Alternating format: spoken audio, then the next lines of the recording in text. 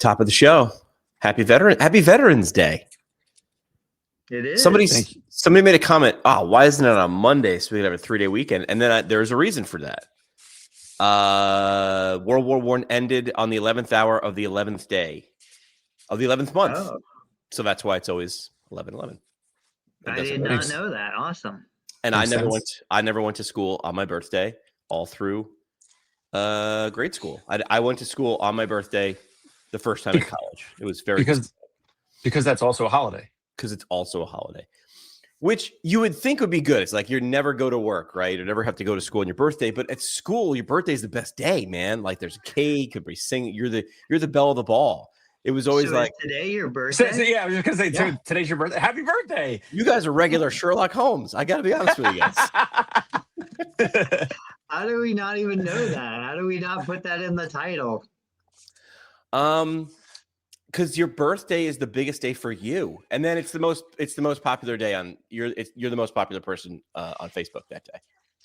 All right, so today is Jimmy's birthday. Jimmy runs the show. Yeah. What are the topics? How is Kim Kardashian? What does Kim Kardashian have to do with Mars? You've got to help me out with this. Also, let me float another potential topic just to tease for the audience. We have a patient that late canceled a couple times, so we charged them the $350 cancellation fee because they signed 2 simple pages, and on the second page it says very clearly in size 12 font, not in small font, not in caps, buried in Apple's terms and conditions that you scroll 50 times. 2 simple pages. They signed it, and the patient is threatening me. Oh, we can make this right, or we can go down a different route, Dave. And I just want to don't say anything else. Let's go back to the Kim Kardashian thing. But you guys know me well, and I would love for the audience to consider how do I respond? Do I respond? How did Dave Kittle respond? Does he go nice? Does he go scorched earth? What does he do? So anyway, that's a teaser. Let's go back to the top of the show. WWDD. What would Dave do? All right, so on the way in this morning, as usual, I'm researching topics. I'm talking to people being ChatGPT, and I'm like, hey, what's new? What's going on? I was researching Hinge. I was researching Sword. Somebody had posted in one of the Facebook groups about how those companies are getting paid. I don't know how this came up. Something came up about Kim Kardashian failing the California bar exam. And so I was like, I didn't even know she wanted to be a lawyer. I have no idea what's going on. Turns out in California, one of the few states that you don't actually have to go to law school to take the bar exam and become a lawyer. That's crazy. So I'm like, wait, what? And so you can research it. It's these regulations. It's like 4 years. You have to spend 18 hours a week in a judge's chamber or in an attorney's office going through this. You have to take tests along the way. I'm like, why in the world is our profession not, you want to fight for something, fight for that. Get it out of the universities, get it out of the $150,000, $200,000 in debt, put it into a real clinic where let somebody learn how to be a therapist by being a therapist, being around therapists, working with therapists, learning from therapists.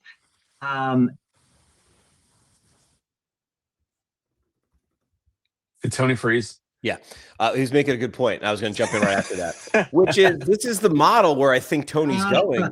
If you want to become an electrician, if you want to become a plumber, I'm going out on a limb and assuming this is what you have to do to become a carpenter. But if you want to be in one of the unions, you go through this process where you're sort of the grunt, but all the duties that you're doing, you're constantly surrounded by the people who know how to do the thing. And in X number of years, you get the thing. It's the weed in, weed out process. Yeah, I mean, what about the risk, though? I mean, again, there's minimal to no risk if I'm hearing a little echo there. If Kim Kardashian is trying to be a lawyer and pass a bar exam without going through law school, what's the worst case scenario? Like if you're a lawyer, you're not gonna really hurt anyone. You have no one's life is at stake. But going through physical therapy school, Well, isn't hold it on, important hold on. to You learn vital signs? You might be being sued by that guy that we're going to talk to in a minute. So you might want to have the lawyers to have like Maybe, some maybe, knowledge. Some knowledge. but that is a side effect of a lot of volume of patients and years and all that. My point is you're not, no one's life is at stake if you're Kim Kardashian and then you're going to go do whatever law because she's got no day job and she just is bored or whatever. With physical therapy, we're learning vital signs. We're learning things over years, not months, but over years on when to refer out. Is there a potential? Is it potentially cauda equina syndrome? Do we need to refer them to a back surgeon in 24 to 48 hours? Is it actually a spinal cord, central cord, syndrome? Is that going on, or is the patient? Do they need an ambulance call? Do they, or is it just like they had syncope and they just, fainted or whatever? So I understand what Tony's saying. He wants less regulation. He wants less of the bureaucracy, less all of that. But it's like, but isn't it a good thing to go through all this stuff to learn vital signs, to learn the big risks of when someone needs to go to the emergency room versus urgent care versus just, put some tape on it? No, this is the problem. This is the problem that society at large faces is you're under the belief that the university is going to teach you those things. It's absurd. Like, as much as the rest of us. You learn in the clinic. You learn in your rotations. You learn under mentorship.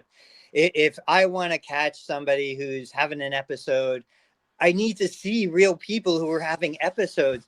20 kids in a classroom working on each other are never going to learn that stuff, and we're not going to learn it out of a book. Like, the model is dead. The old school model of go to the university, learn.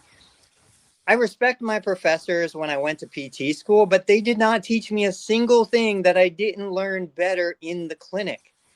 And so all we're doing in the university is putting a ton of debt on a bunch of kids, giving them false pretense they have all of this clinical knowledge that they really could have gotten quicker, better in the clinic. And so, okay, so if we go that route and we say, well, what if we just do a divide and we say, hey, we see the push for primary care, physical therapy. We see the push that we want to go in that direction. You guys go get the university degree.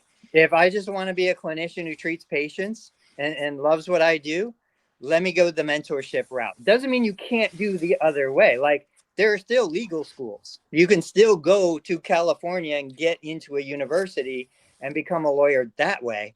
But give me another option. That's all I'm saying. And thank you, Kim Kardashian, for saving the PT world. She breaks the internet again. I just saw her on something. It had to do with space, didn't it? I don't know.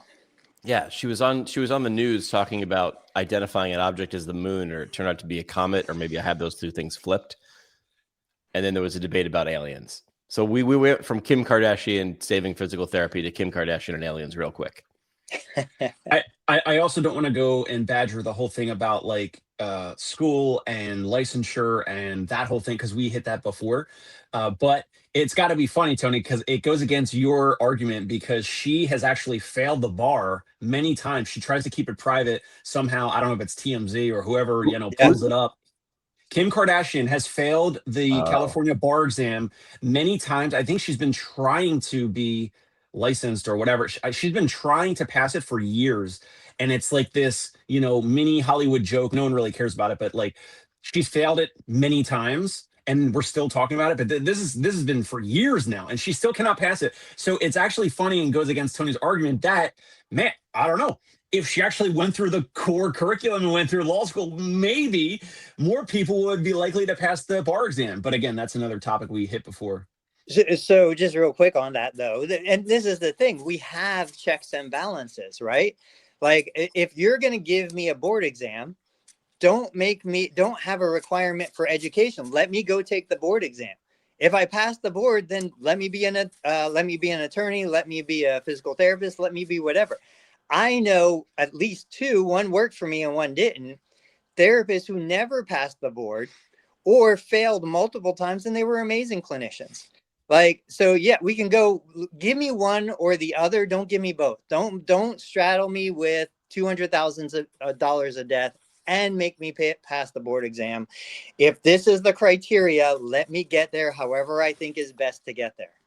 So no med school, no residency or fellowship. Just the next time your son gets hurt with the wrist or elbow, whatever happened recently with football, we'll just go to the urgent care, but it's a non-accredited, no education urgent care. It's kind of like, we're gonna either or. We're gonna chat GPT urgent care your son. Either or both. If I've got multiple doctors in the family, they didn't learn anything in med school. They learned it during clinicals. They learned it during rotations. They learned it with real patients in front of them.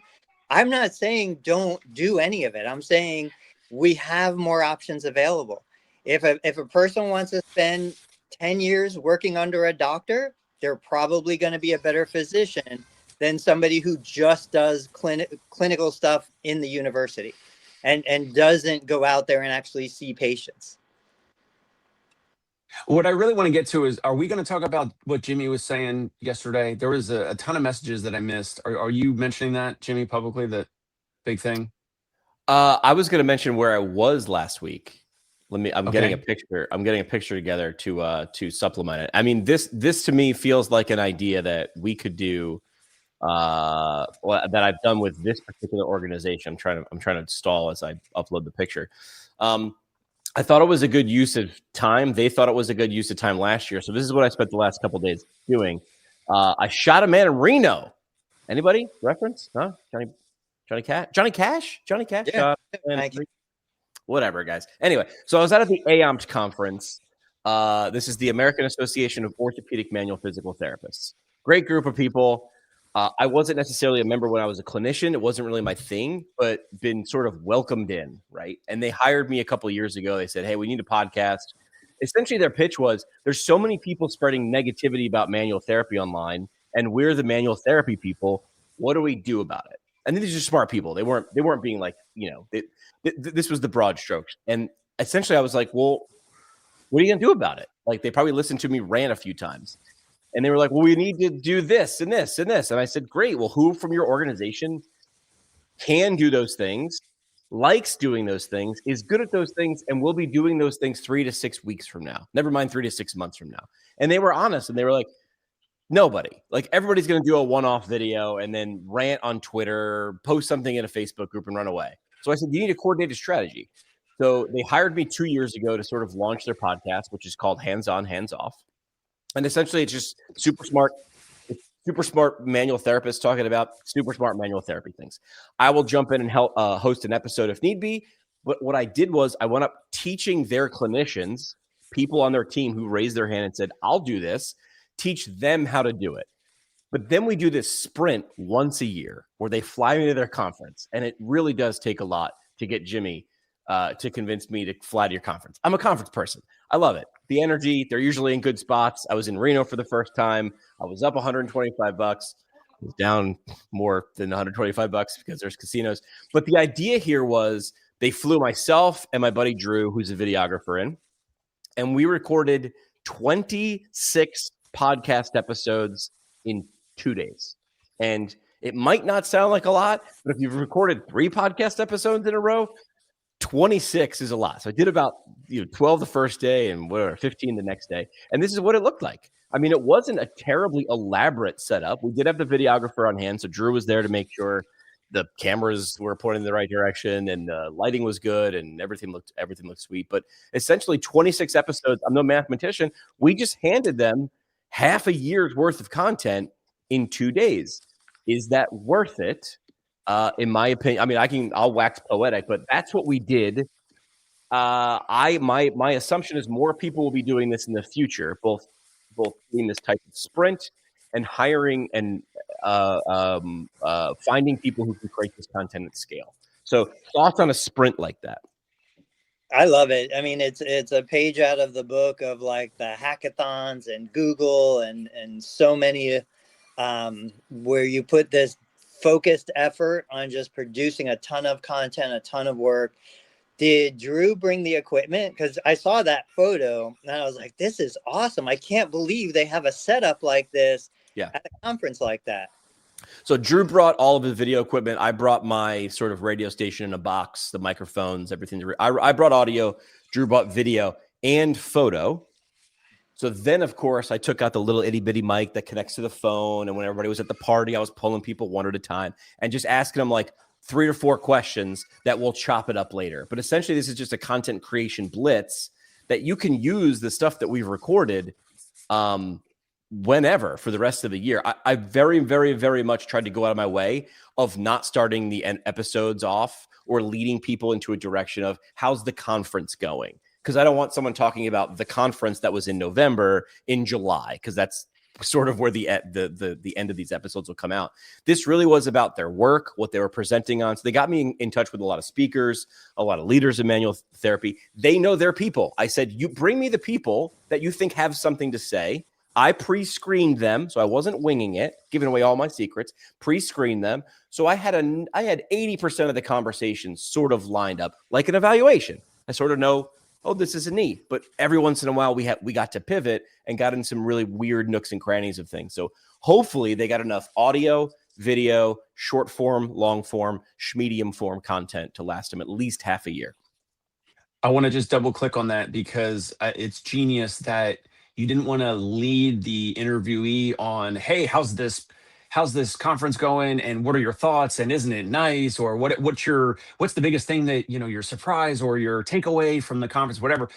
You made it almost like evergreen, so that, like you said, you can post this in what February or next July or whatever. Yeah. Like you can repost this and it's not going to bring the audience back to this most recent conference that was in person, but anyone that's listening digitally in the future will be like, it'll be a better episode for that audience member, and it won't be like, oh, it's this conference that I don't even know what they're talking about, so I'm going to just skip this episode. There is just something like, Dave, you love baseball. I love baseball. I love hockey. But if I know the game's 2 days old, I'm not watching. Forget it. It's over. Forget it. There's nothing to talk about. I can't. Like, even if it was a great game, show me the highlights, but moving on. If it's live, there is something with our brains that knowing that it's live makes the thing. Now, next step is convincing them to live stream. And this is something that we've talked about with an event that's going on this week, which is PPS. I really think next year, what we should start doing is on Monday, we should start like banging on the walls for someone to pay for us to come to PPS, live stream, right? Get us a booth. Then we need a Wi-Fi connection. We'll bring a guy like Drew. He'll handle it. But isn't that where you want to be, right? I don't know. I just don't understand. Like, I know you're not pitching this, but how is it that you don't already have 4 of these events a year, paying $25,000 per event to have you and Drew there doing this, then smaller state and local events paying $5,000 to $10,000 per event. Jimmy loves to fly and loves to do it. It makes sense. I do. It's crazy to me, but like this is just like any of us treating a patient in the clinic. We know what the patient needs. We hear what the patient wants. We give them the plan, the roadmap, the strategy to get there, and they refuse to do it. No matter how easy we make it for them, they will not do it. This is what we are seeing globally across the profession. Like, we know the strategy. The funniest part is, by the time it's just like a bell curve, by the time most people catch up and need it, the cost will have ballooned, and the cost to do it will have ballooned, and the cost to penetrate even 1/100th of the market will now be quadrupled down. This is why when Gary Vee was on his original YouTube stream, and I don't even think I was watching that, but the people that watched were like, can't sell wine online, AdWords, that doesn't make any sense. But he was able to see around the corner. It's what Guy Kawasaki, who's a big thinker dude, he's like, you need to be a paradigm jumper. You can't just be like, well, I'm going to start a podcast and a YouTube channel, and I'm going to do it twice a week, not once a week. That's not a paradigm jump, right? Paradigm jumping is I'm going to do it daily. Someone's going to hold my feet to the fire, and I'm going to do this thing daily, or whatever the next thing is. The funny part is I'm actually doing this thing. So like, this is like not really my big unveil, but I think I was sharing some things in the chat with you guys, which is my next unveil is this thing. I just called it Ignite Lab. I thought about it for 10 minutes on ChatGPT. I decided this is my next venture. I didn't want to call it like PT Pintcast like media, which I've done before. I sort of wanted to wash that off and be like, hey, by the way, like outside of being a podcast host and the guy that like drinking beer and talking PT, like I ran radio stations too, like I created campaigns for companies online. I'm pretty good at most of the things. I'm pretty good at some of the things. I know what I'm not good at. I'm going to hire out. So essentially Ignite Lab, I'm being super focused. So here's me pitching the idea to you guys. And then I want to see your thoughts. So Ignite Lab will do exactly what I'm doing for AOMT for other organizations. I want it to be for organizations first, because I'd rather charge companies than people. Especially small the ones that may have a bigger budget but has a longer sales cycle and more decision makers to say yes to you. And I mean, there's pros and cons. Well, yes and no. Like so I know how state associations and APTA academies and sections work. It's a board. If you get the board to say yes, if you really convince them, right? If you get past that goalie, they commit.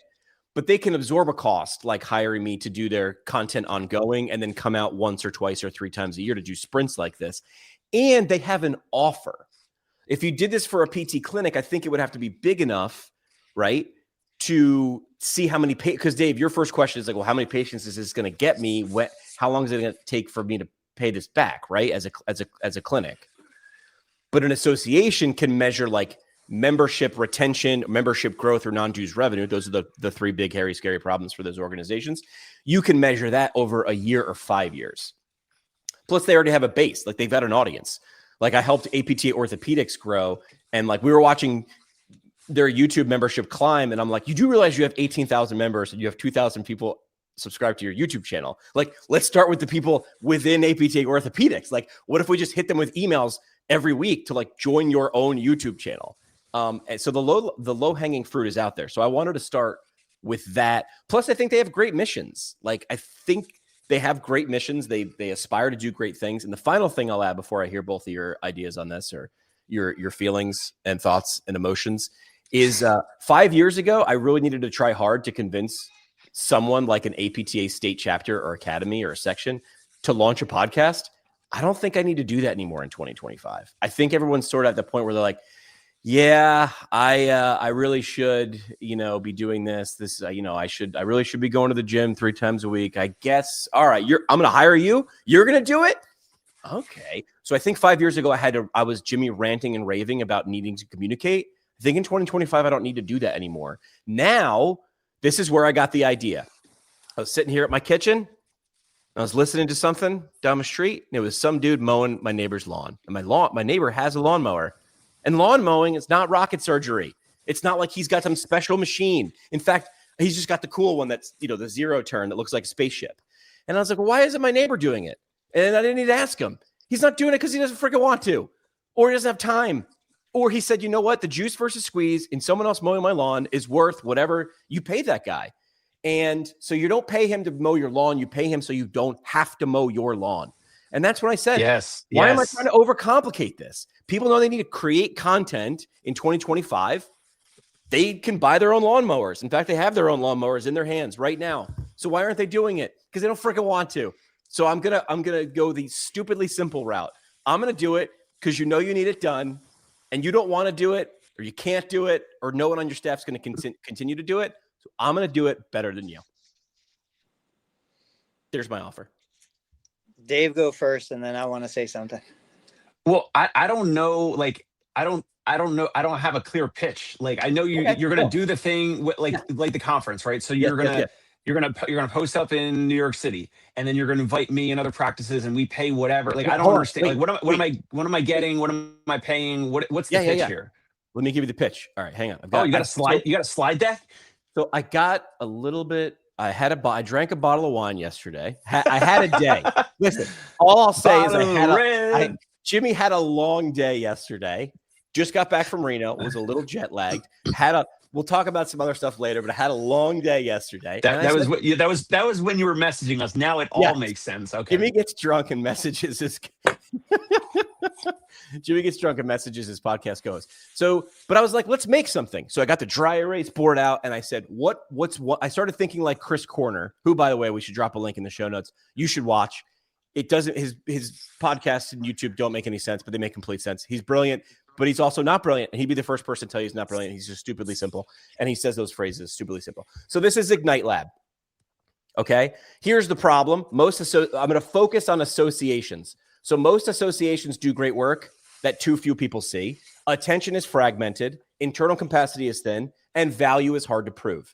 Now, this is for APTA sections and academies, but most associations, it's in the ether. 30 years ago, your APTA newsletter was the only way you found out about stuff. And now it's not. So how do you stay relevant and as an association? You need a system. You need to make sure that something gets done. So that's the problem. And you know this. I do not need to convince associations of slipping numbers or reduction in non-dues revenue.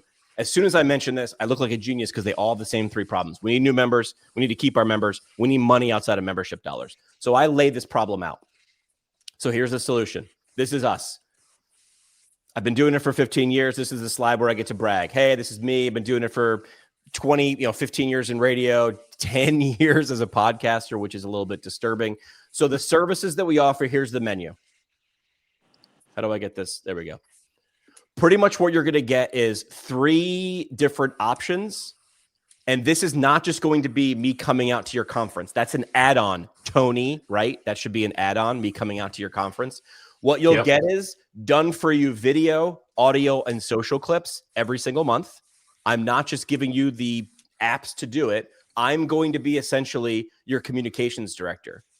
But you can't hire me because I'm too expensive if you're a professional association. I'm your fractional content director.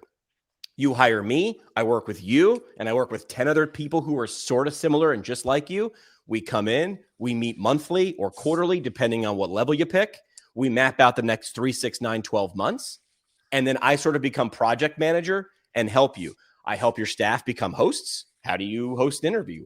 Why would you do a webinar? How do you get things out of a webinar in terms of members or people to follow up with? So I become your fractional content manager, content director, VP of content. And I slide in and I do it for you. So it's not the to-do list. It's the to-done list. It's done. And then it gets posted and you get to bask in the awesomeness that is your content. Listen, they hire people to clean the office, to mow the lawn. Content is something that needs to be done in 2025. If you're not doing it at scale, you will be ignored. And in 5 years, you won't exist. There's my pitch.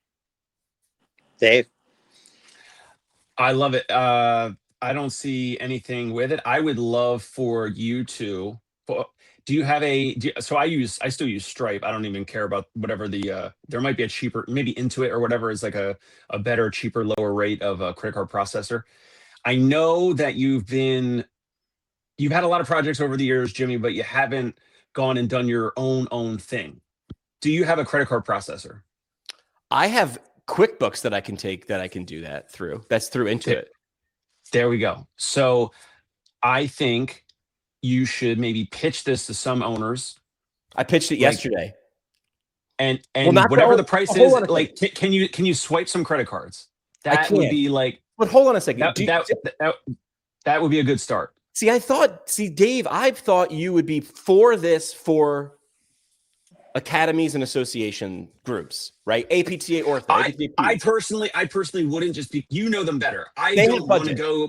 I don't want to. They have a budget. Yes, pros and cons. They have a budget, but then they have a committee where they're like, oh, we must meet and we must decide and vote. And I second the vote. And I agree. But hold on. So I already pitched it yesterday. I got halfway through the pitch, and I'm not going to say who it was because she cannot say no. She cannot say yes or no. She's a member of the board. I got halfway through the pitch, and she stopped me, and she's like, can you pitch this in 2 weeks? And I said, I can pitch it in 12 minutes. In 2 weeks? That like kick the can down the road. Oh, yeah. No, that's when the board. Hello. But I know how boards work. I know how these associations work. So that's fast. So I'm not exactly. It's slow. But hold on a second. Yeah, it's slow, but it's big. You get in. I mean, I've been doing with AMP for 2.5 years. So it could be bigly. It could be bigly. So Paul's saying, why not both? I am not disagreeing to both, but this is where I wanted to flip the question. See, do you think clinics would want this? Yes, I mean, I just realized like I have a ton of these random Tony Maritato clips in my phone from other patients over But the you're just years, and not I'm trying to sharing put it. them out. And then sometimes I'll put it out. Like last night, I posted one and I forgot the captions. Like, oh, let me, should I delete it? I forgot the captions. Then I repost it, and then then it had no description. I'm like, oh my gosh, like I just want to outsource this. Like I do, I really do want to outsource this. But then I got the clips in my phone, and I got to put them in a Google Drive. So I do want to outsource this. Yes, I'm interested, but Okay. uh, I'm just more of I'm from the elk where I like to just go right to the decision maker if I can. That's all. Okay. So I'm with Paul that why not both? Shout out, Paul is Paul. Thank saying you all for day. joining in live. Paul is saying David all day. Rubin, All right. So all day, yeah. baby. I mean, I'm still like stronger, faster clinic. Like, wow, really? See, maybe, I guess so. I mean, I've done things with I've done things with ATI before. ATI saw value in this at CSM 2 years ago. They were like, you're going to come to our booth and you're going to just interview our people and a bunch of random people, but our booth. They like gave me like a corner of their booth and I was able to put lights and cameras in it. And they were like, this is great. And then just say thanks ATI every episode. I was like, this is great. But when I approached big organizations like this later, big clinics, I mean, they were like, well, we already have our own department and they're doing it. And then I would look up what they were doing and no knock. My guess was nobody was in charge of organic. Everybody, and the stuff that you see big companies do is so watered down and so safe. This is where I pulled a Tony Maritato move the other day. And I LinkedIn posted at Josh Funk from Rehab to Perform, but I tagged the guy on their website that I'd never heard of before. But according to their website, he's the guy in charge of marketing and communications. I was like, I do Josh, I like a lot. I want to talk to that dude though, because that guy's in charge of it. He's designing it. So that guy got me excited. So anyway, that's what I did yesterday. I drank a bottle of Sauvignon Blanc and made a pitch deck. I don't know if that's what normal people do, but that's what I did. Well, Yeah, David, I see this. By the way, David Ruin, he is of my generation. He is like no credit card, check, or EFT. What is EFT? What is EFT? Electronic funds transfer. Electronic funds transfer. Oh, Yeah. like Put the a money straight to the account. yeah. Okay. Wire transfer.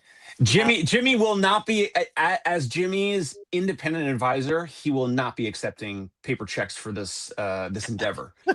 Credit cards or ACH is what we call it now. I want paid in gold doubloon, and Dave wants Bitcoin. Dave wants. Yeah. So we've got two tracks here. You've got the long game, which is going to be slow but higher budget. Those are your associations. It's going to take weeks and months to get them on board, but like you said, they have money in the accounts. And then you have your quick, like, yes, cash today. Small, medium practice owner, they see the value, they're already doing it, they're already spending money on it. Those are the people that would send over the money and book your flight. We've been saying this forever. It's nothing. I know. The question always goes back to, like, with the associations. Okay, maybe there's somebody in there who sees the value in it, maybe not. Why are they not already doing it? Great question. And the fact that they're not already doing it is what makes me a little bit of resistant to say, you got to find them at like just the right time to where they're ready to do it. They're frustrated. Somebody's going to do it out of anger, out of frustration, more than intelligence, more than, yeah, you're right, Jimmy, you're convincing us this is the right thing for us to do. It's, we're pissed off. We're a dying organization. We need to make a change right now. I don't even care if I lose $10,000. Let's just do it. Like, yeah. That's the decision maker that needs to be there. But on the smaller side, on the private practice, and you have these contacts. I know you have them in your Rolodex, if you guys know what that is. Rolodex. So, but those are the ones that you're like, hey, here's the budget. Let's do it. And let's make this happen. I guess the only reason I was hesitant about clinic is because when I think about clinic marketing, I would want to do a lot of in-person stuff. Like, to me, a clinic is what Tony does and what Dave does, like movement in the clinic. And I was like, is the juice going to be worth the squeeze to fly me to Ohio to do something like this? Whereas an association, it was more webinar, interview, educational based. So two ways. I mean, you're looking at clinics that are in the $3 to $5 million of revenue, like multiple locations. Yeah, they probably have the budget, and it's worth you flying out there, bringing Drew with you or somebody, and just shooting 12 months of content in a weekend. Right. On the smaller side, that's where we've talked about, okay, let's bring them to you, put you in a central location, bring outside people in, shoot a ton of content, do a little education. And then, so now we divide it into 3 tiers. We have under $1 million in revenue, who they come to us, 3 to 5 million, 10 million, you go to them. And then you have the organizations on the back end that it's going to take a year to turn the ship around, but maybe 1 or 2 of them will change direction. Well, this is the idea. And by the way, the disclaimer is I will have these ideas and I will push other people to do them. And then I will be the last person. I'm the person who needs to take his own advice the most. Like, I'm the person who's like, dude, you barely need to know what you're doing. Just get out there and sell. And then I'm like, I'm not ready. I've been doing this for, no joke, creating content. I'm using air quotes for 25 years. Like, I've been, and I'm not an expert at all types, but I'm smart enough to know, and I know the people who are better at it than me. Like Drew and I are pretty good at shooting or getting people to do stuff in front of the camera and capturing it. But now I want like a really slick editor to take that footage and turn into really, really viral stuff. Like, I'm going to find a VA or someone who's going to do it online. I'm just going to give them a Google Drive full of content and go make 2 posts a week for the next 52 weeks. Have a great day. Here's your ammo. But this was the idea I had at CSM last year, but I didn't follow up on it because I was nervous that it wouldn't be perfect, which was rent an Airbnb at CSM, because a lot of the $1 million, $3 million or smaller clinicians are there looking for that thing to become the $10 million clinic. I know that they're there because I have drinks with you while we're there. We're at the bar together, right? So rent an Airbnb, fly out a couple days early or stay a couple days late when you're already going to CSM. And then we become a content machine for you and 5 other clinicians for those 2 days, essentially just doing a media blitz on site at CSM in Los Angeles next year. Ooh. I don't know. Should I do that? Yeah. The answer is going to be yes to everything right now, because nothing is getting in your way. What does that say? David's saying I can. David works. He's a distributor. So like in terms of food chain, like doing the biggest amount of business. I'm saying this for the audience, not for us. But David is saying shoot content for manufacturers at APTA shows. Yeah, I didn't necessarily think of that. Yeah, which I mean that's been my focus over the last several months is product companies that are putting $100,000 budget on Amazon for commissions. Like, these are the hidden opportunities that not enough people are talking about. So like, would they find the value in getting you to generate a bunch of content with a bunch of different therapists? Did we lose Jimmy? I think we did. Okay. So I was just going to pitch Jimmy something else, but now he's not here. So, okay, Tony, I'll say it to you and maybe we can say it to Jimmy later. So I'm actually there's another type of practice owner. So meaning me, where I'm trying to do the content. I have some of the digital assets and I just don't like, I get it. I get like, you got to be consistent.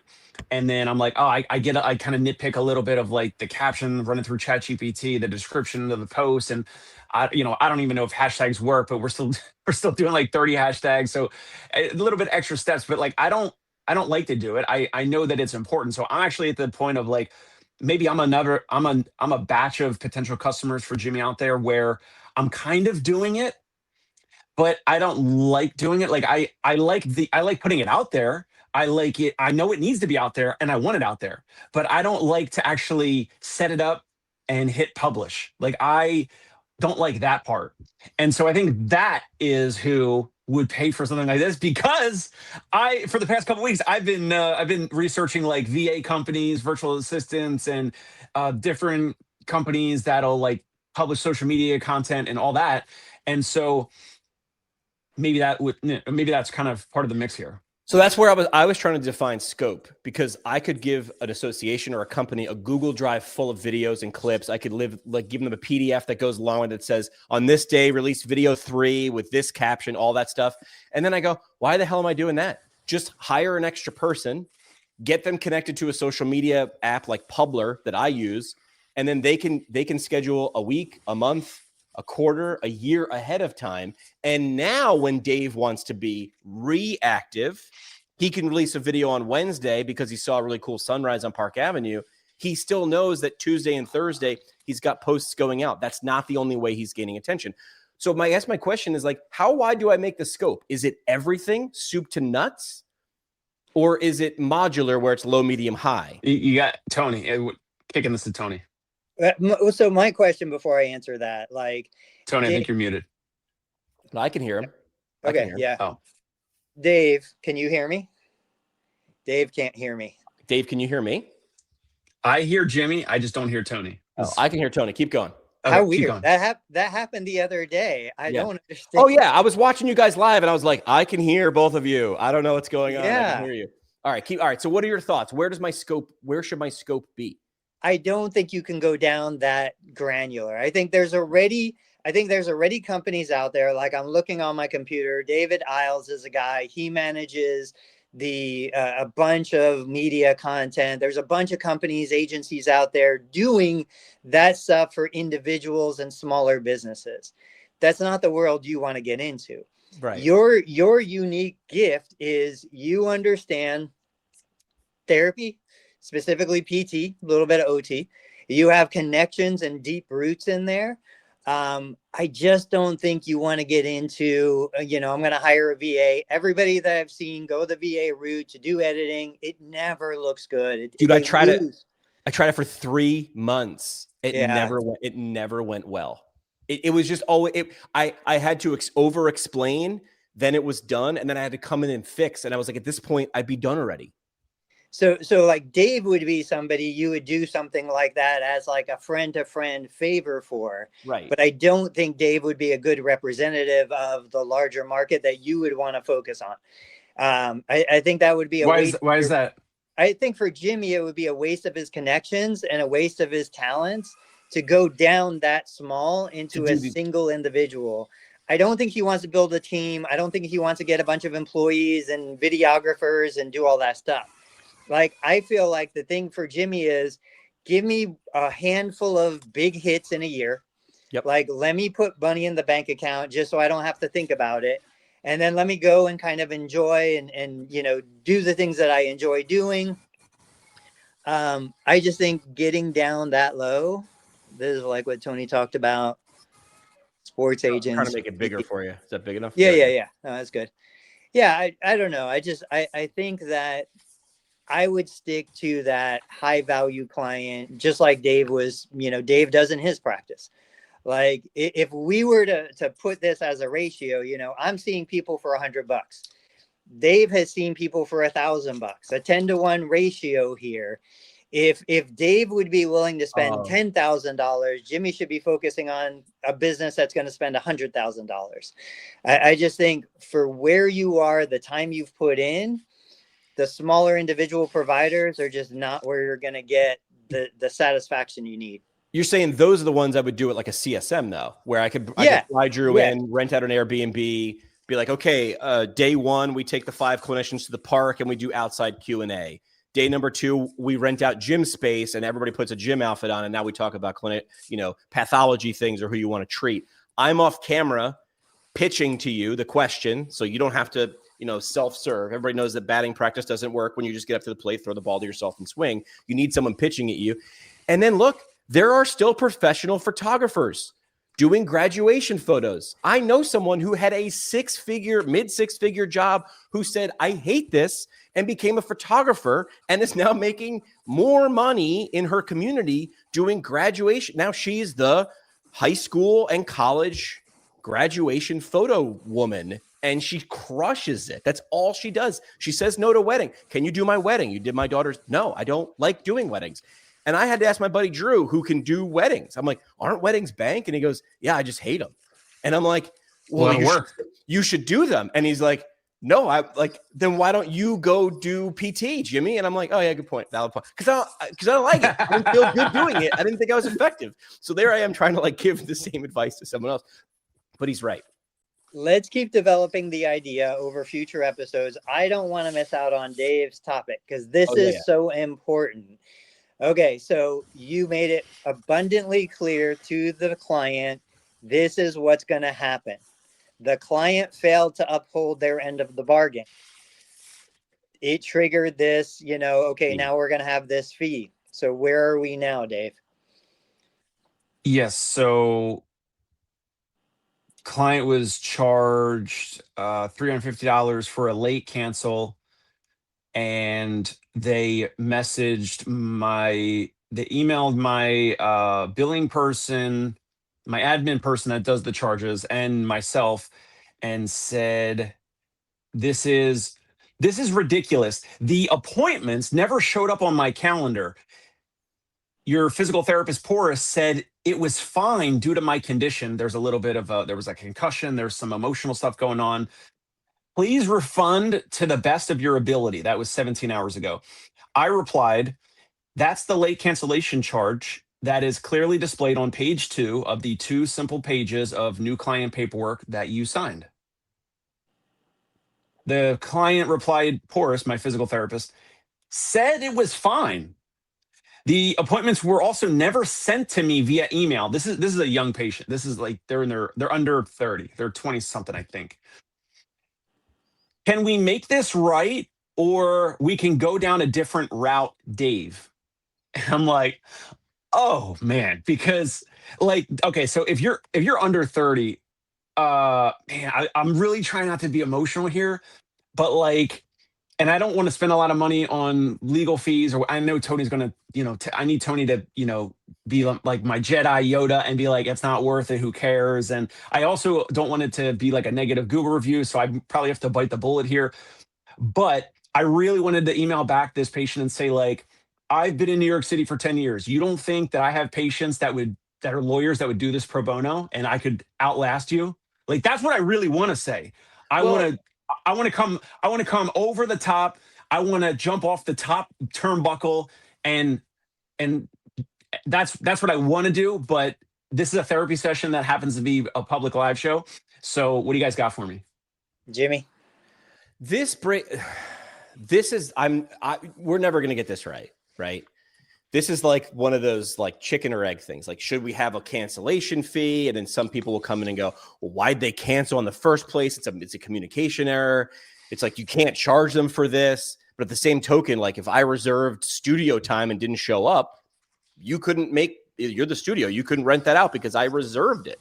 Like, yep. I'll go round and round in circles, because like, then you could look and go, well, you charge this, you're going to lose that guy as a client. And then you come back and you go, well, if he's not willing to uphold his end of the bargain, I don't want him as a client. Fire him. Exactly. There's no winning. If you over-explain and made this clear to me, I booked my haircut, dude, on this app Vagaro, and it happened during like COVID. So now it's great. It was the awkward thing of like showing up and doing that like weird, like, you guys got an opening, and you're counting the heads going, who's going with him? It's going to be, now it's like, dude, 10:30, I'm your guy. And it makes me check out and makes me click okay every time. If I book with Rod and I don't show up with Rod gets $40 and Jimmy still looks like he has a mop on his head, I'm okay with it. So, because I'm like, I'm doing the math. How's Rod stay in business? He cuts hair every 27 minutes, sweeps for 3 and reloads. So I get it. So I am now on the camp of, if I have over-explained this, sounds like you did, you owe me money, because this is a business, baby. So yeah. Yeah. Tony. I would say, it's one of those deals where I tend to always take the easy way out. Now, not knowing this person on the other side, it's like, you're going to have the individual that they're going to say stuff like that, and doesn't matter, doesn't mean anything. You as soon as you said, there's other things going on, there's always psychosocial and anxiety and all of these, dynamics going on. You're going to have the occasional, like, over the top who would rather lose tens of thousands of dollars just to prove a point that you were wrong and he was right. All of these things are very real scenarios that we've dealt with, we've faced. You know, obviously the simplest solution would just be to say, okay, let's do this. This is our standard policy. This is what it is. I would be willing to send my physical therapist out for one more session, no extra fee, and you know, leave it at that. Like, what makes it a little easier in that situation is you're not the one doing it. You have a layer of distance between you because it's your therapist going out to do it. It's still going to cost you money, but at least then it's done. You know, the other option is you just say, I'm sorry, unfortunately, this is the policy. My hands are tied. This is the agreement you signed. I'll attach it for you. I will share a personal story though. So I was just on a phone call about a week ago with an elevator operator company. We have an elevator in our building. We've been a customer of this operator since 2009. We have an informal contract. We thought it was a 20-year contract. We're looking at selling the building. So we're looking at how do we wrap this contract up early. He wasn't going to budge. He had zero interest. I said, look, buddy, I am reaching out to you to say you have no leverage over me. You can't sue me. The LLC is going to dissolve as soon as the building is sold. Like, I want to make this right. I want to help you, but I'm also not going to pay for extra years of service we're not going to deliver. Zero interest on his side. He was like, nope, this is what it is. This is what you commit to. We set the pricing based on a 20-year term. We will not terminate this early. And so it was frustrating. But as the consumer on my side, I'm like, I hang up. I'm like, all right, clearly this isn't going anywhere. We're done. And we ended the conversation. But what am I going to do? I'm not going to get an attorney. I'm not going to fight this. Like, I'll probably just let it go to default. He's not going to get an attorney to try and collect on less money than the attorney's going to cost. But it's just a stupid situation. So what are you thinking about doing? Yeah. This is the real life one. This is reality TV. Well, so yeah, nine hours ago was the last email from this patient. And can I ask you guys? I mean, this is a threat. Can we make this right, or we can go down a different route? It's a threat. Yeah, that's a threat. That's a threat. Now, your boy, I do not like threats. I don't make threats. I don't. You know, I'm not trying to cause trouble elsewhere, right? So I like to stay in my lane.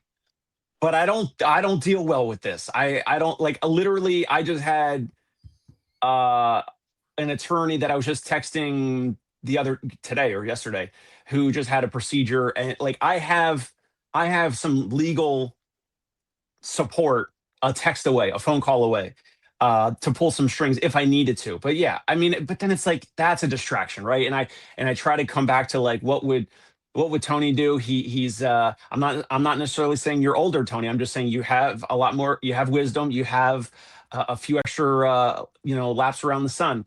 So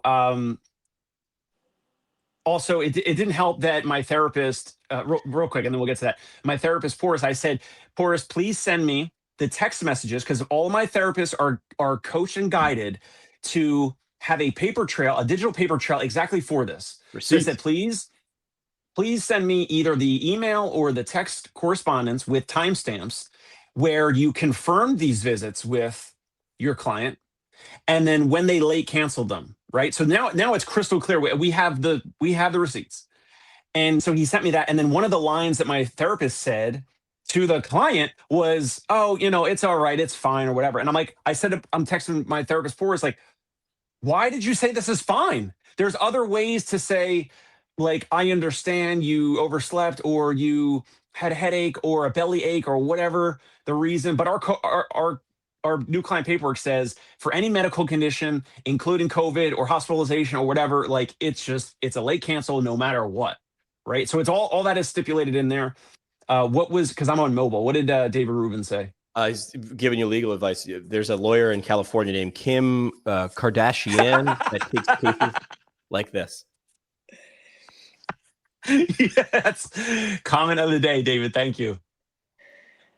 Yeah. So I mean, it's totally up to you. You are 100% in the right to just say, nope, this is the policy.